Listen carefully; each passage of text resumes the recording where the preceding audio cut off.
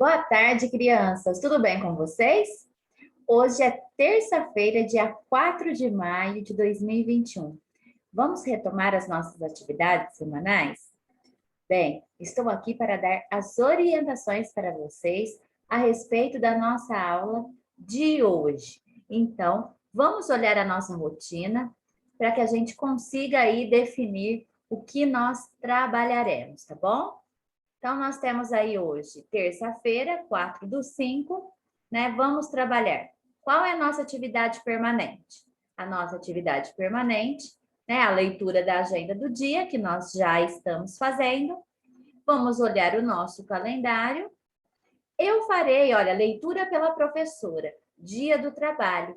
Vocês sabiam que no dia 1º de maio foi feriado comemorado o Dia do Trabalho? Por que essa data foi escolhida? Qual a importância desse dia? Então, nós veremos aí no textinho que eu separei para vocês. Em matemática, nós trabalharemos aí a página 14 e a página 15. A página 14, pirâmide e prisma. Você sabe a diferença entre eles? E na atividade da página 15, nós trabalharemos com os sólidos geométricos. Então, vamos aí abrir a telinha para ver o nosso conteúdo de hoje. Vamos lá. Então, nós temos aí o calendário. Vocês perceberam que na semana passada, na nossa última aula, nós ainda estávamos em abril, o mês de número 4. Hoje, nós já estamos no mês 5, né? Na verdade, no sábado, já nós começamos o mês de maio. Então, vamos lá. Janeiro, fevereiro, março, abril, maio. Por isso que maio é chamado o mês de número 5. Porque o ano tem quantos meses? 12. É isso aí. Então, no dia 1º de maio, né? Foi aí sábado. Olha aqui. Depois, no domingo, foi dia 2. Ontem, dia 3.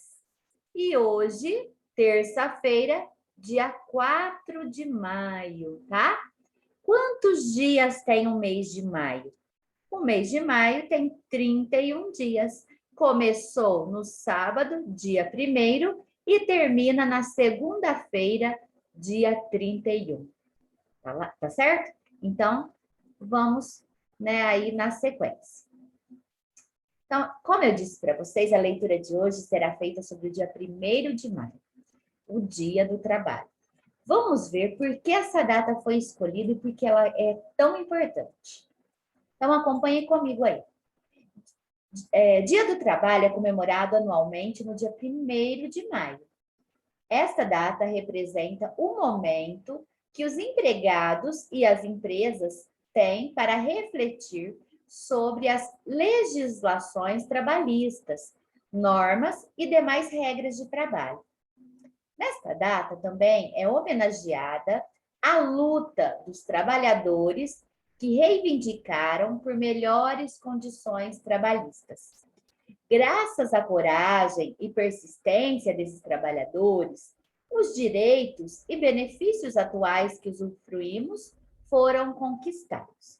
Então, vocês perceberam aí que a data 1º de maio está representando aí um momento em que homens e mulheres, né, lutaram por questões trabalhistas, né, reivindicando, né, exigindo o quê?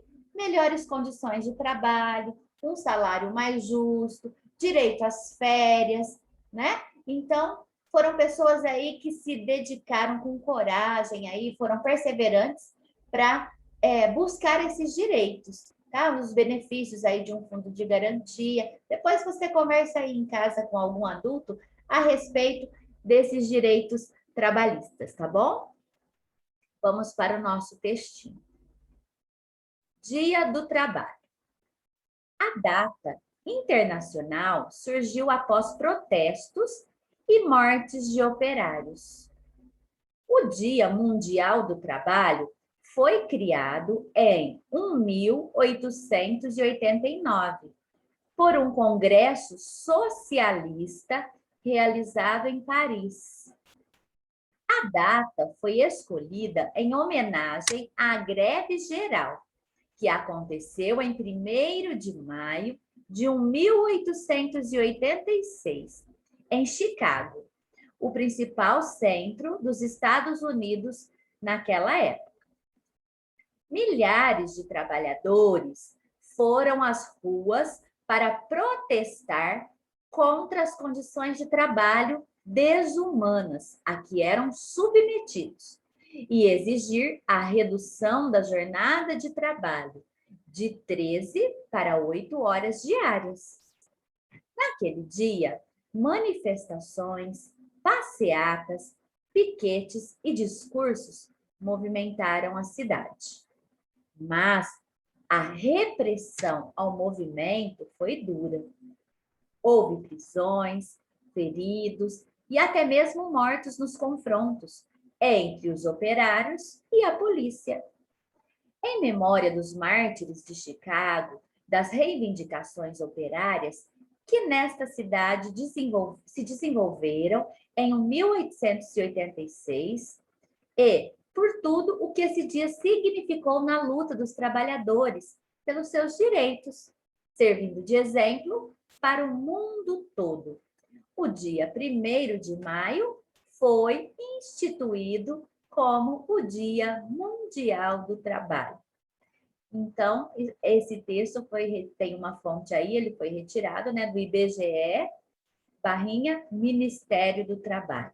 Então, vocês observaram, né, que essa data, ela é importante para a reflexão, né, sobre os direitos trabalhistas, sobre as pessoas que lutaram bravamente, né, que se manifestaram, porque a jornada de trabalho era muito difícil, pessoal.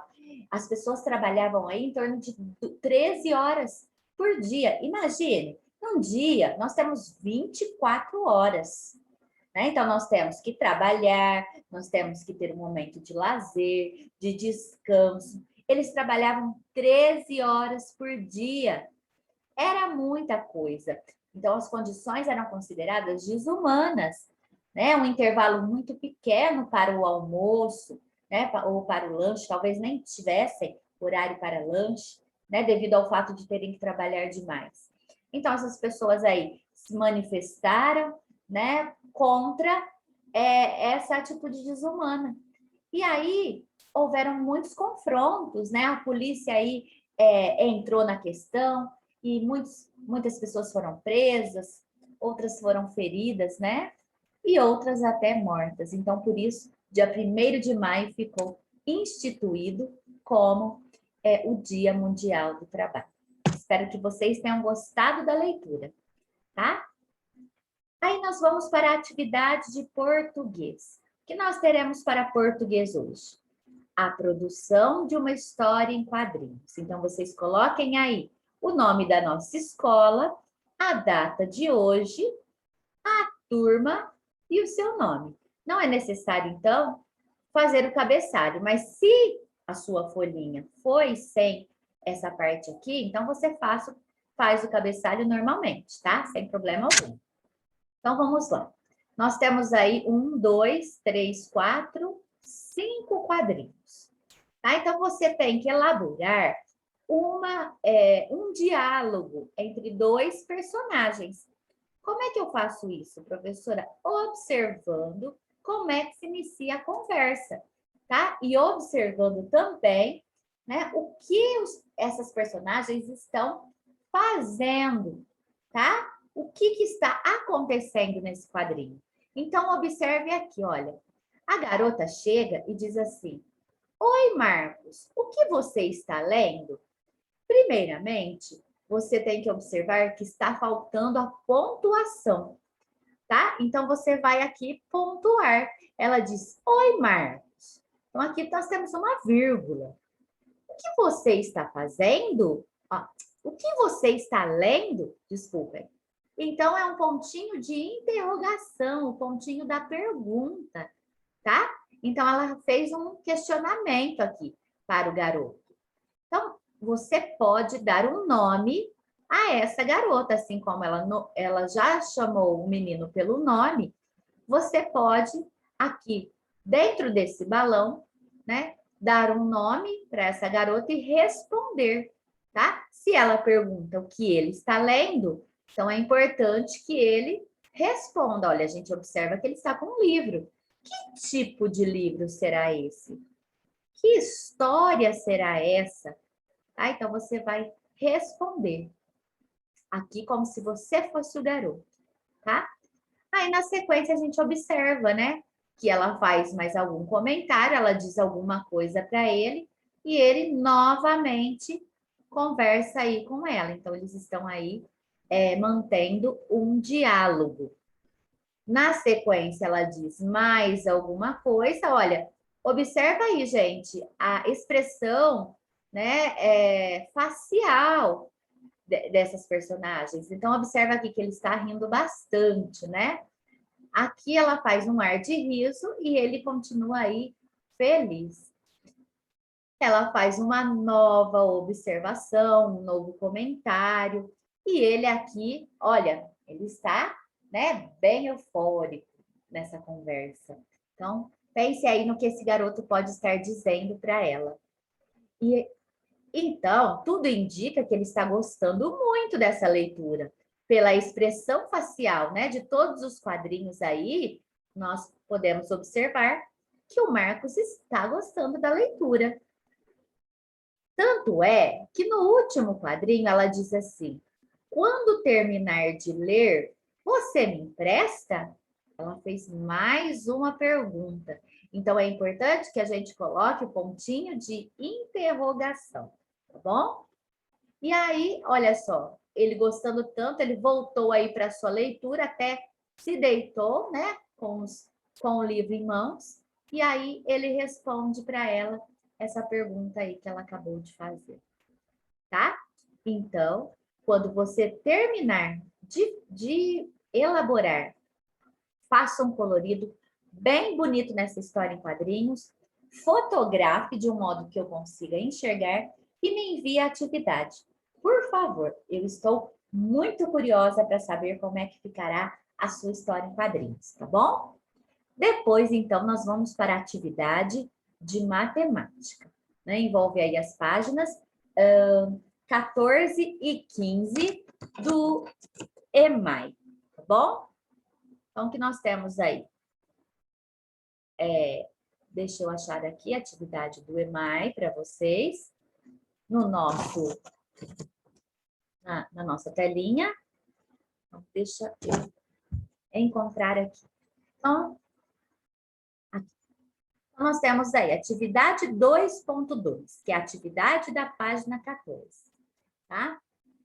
Número 1. Após montar as caixas, André as separou em 2 grupos, como mostra a ilustração abaixo. Então, na atividade da semana passada, vocês tiveram aí alguns moldes para vocês montarem os sólidos geométricos. Inclusive, alguns alunos, a maior parte, já me enviou as fotos, né?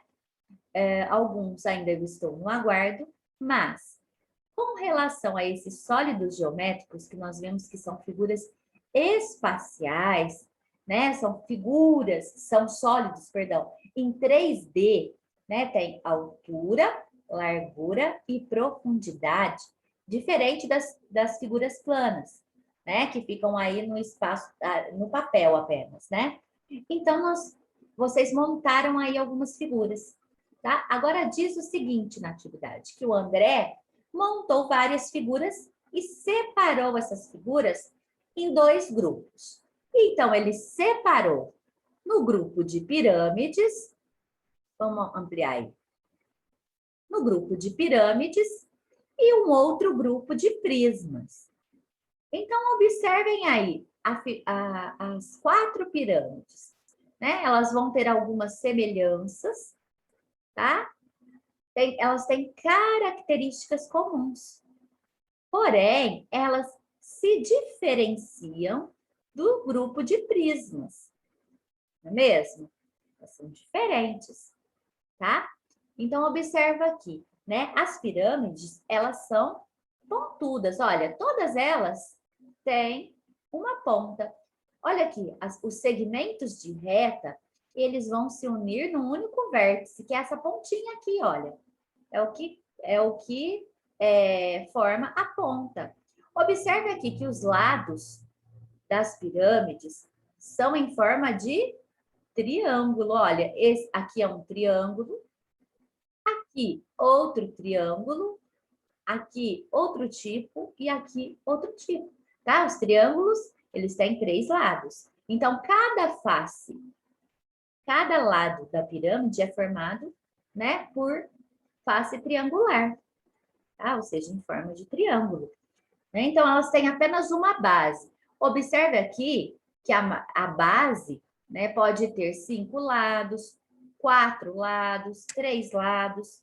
E depois nós vamos aprender, posteriormente, o nome dessas pirâmides. Elas são nomeadas de acordo com a quantidade de lados da sua base, tá? Observe aqui que as pirâmides, né, e os prismas, eles não rolam. Tá? Então, eles são poliedros. O que são poliedros? São sólidos geométricos com várias faces, ou seja, tem vários lados. Já o grupo de prismas, você observa, né, que todos eles têm o quê?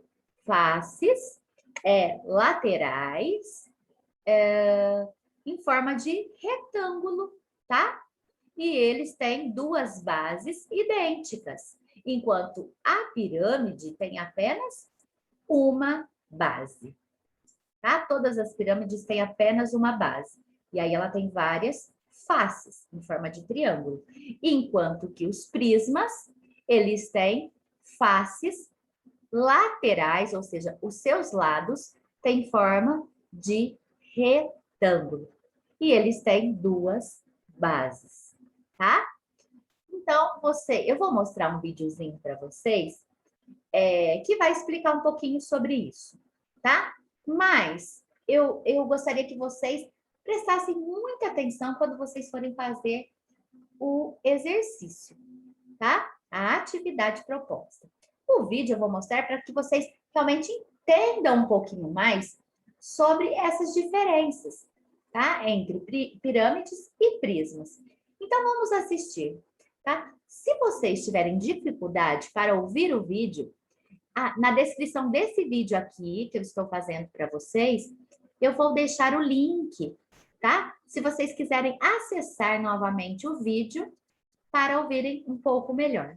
Algumas crianças e mães me relataram dificuldades para ouvir os vídeos quando eu mostro dentro do meu vídeo, tá? Esse vídeo foi retirado do YouTube, tá? E eu deixarei o link depois para vocês. Então, vamos assistir esse vídeo juntos, tá? Eu quero mostrar para vocês, então eu quero que vocês tenham bastante atenção. Tá bom? Então, vamos lá. Poliedros, tá? São sólidos geométricos com várias faces, ou vários lados. Mas não tem nada a ver com foguete ou planetas, são figuras espaciais. Prismas, quanto as pirâmides, são poliedros, que são figuras geométricas espaciais. Mas não tem nada a ver com foguete ou planetas, são figuras espaciais porque elas são representadas no espaço. Elas não ficam contidas no plano como os polígonos ou as circunferências, por exemplo. Bom, as figuras espaciais têm 3 dimensões, uma largura, uma altura e também uma profundidade. Vale lembrar que os poliedros têm esse nome porque são figuras geométricas formadas somente por segmentos de reta.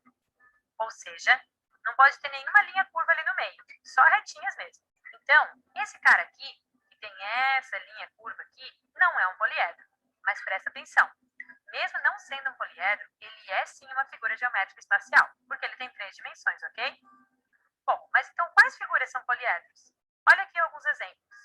O que essas figuras têm em comum? Todas elas são formadas somente por segmentos de reta. Mas hoje eu não vou falar sobre todas elas. Eu vou falar para vocês só sobre os prismas e as pirâmides. Vamos começar pelos prismas, então? Bom, eles são essas coisinhas bonitinhas aí, ó.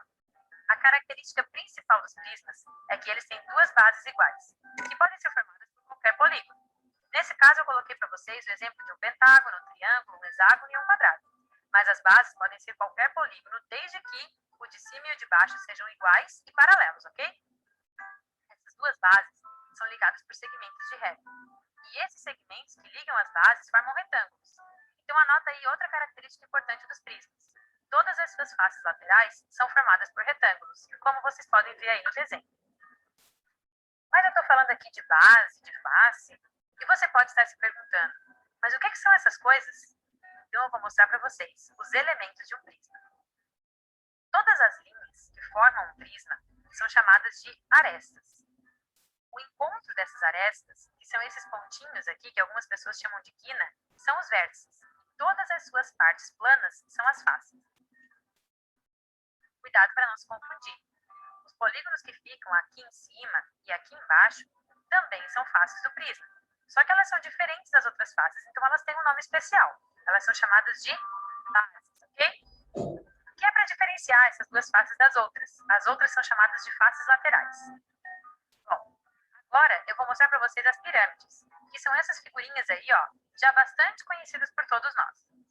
A diferença da pirâmide do prisma é que ao invés de duas bases, ela vai ter uma base só. E todas as arestas que partem dos vértices dessa base se encontram em um único ponto que é oposto a ela. Por causa disso, todas as faces laterais de uma pirâmide são formadas então por triângulos, como vocês podem ver aqui no desenho. Só lembrando, todos os elementos presentes nos prismas também estão presentes nas pirâmides. Vou mostrar para vocês, ó. Ela tem as arestas, tem os vértices e tem também as faces. Não esqueça que a base da pirâmide também é uma de suas faces, ok? Agora a gente vai ver a nomenclatura. Como é que a gente dá nome para essas figuras, né? Bom, o nome de um prisma e de uma pirâmide sempre depende da sua base.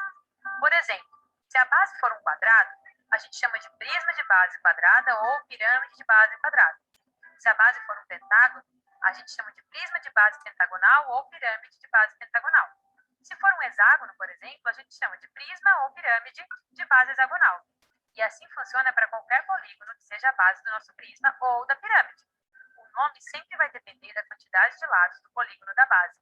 Simples, né? Bom, então era isso, gente. Espero que vocês tenham gostado desse vídeo. Se vocês gostaram, não esquece de clicar aí no gostei. Então, pessoal, vocês conseguiram entender um pouquinho mais a respeito, né, do que é prisma, do que é pirâmide? Bem, se vocês ainda não conseguiram entender, fiquem tranquilos. Agora vocês vão observar um pouquinho dessas figuras. Quais são as características encontradas tanto no grupo de pirâmides quanto no grupo de prismas? Eu fiz uma explicação, eu passei o vídeo para vocês, mas vocês aí terão que ser bons observadores para responder as perguntas. Então, vamos ver que perguntas são essas que vocês terão que responder. Olha só, na letrinha A, nós temos aí, qual critério André utilizou para formar esses dois grupos? Então, vocês conseguem observar que aqui nós temos um grupo e aqui nós temos outro.